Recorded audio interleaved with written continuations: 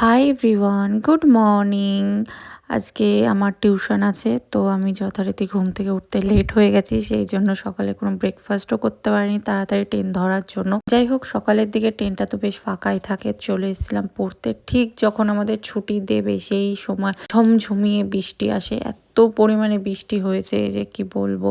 এই ট্রেনটা আমি যদি ধরতে না পারতাম, আমাকে প্রায় 1.5 ঘন্টা স্টেশনে বসে থাকতে হতো। সেই জন্য আমি আধ ভেজা হয়ে তাড়াতাড়ি দৌড়ে আমি ট্রেনটা ধরেছি কোনোভাবে। তারপর আমি বাড়ি চলে আসি, আর এসে আমি এই জুসটা খাই।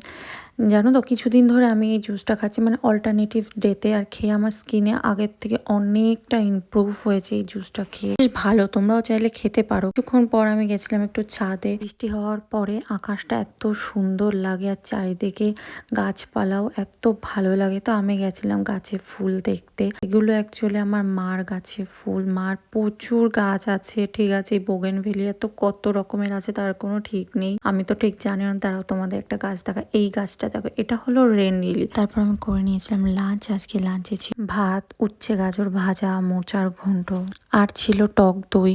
সন্ধ্যেবেলায় আমি পড়তে বসে গেছিলাম, কারণ আমার সামনে এক্সাম আছে, আমার প্রচুর নোটস করতে বাকি, তো সেটাই করছিলাম। নিচে এসে দেখি মা ইডলি বানাচ্ছে। অ্যাকচুয়ালি আমি ইডলি খাই না, সেই জন্য একটা মাত্র খেয়ে টেস্ট করে দেখেছিলাম। আর আমি প্রোটিন স্যালাডটা বানিয়েছিলাম।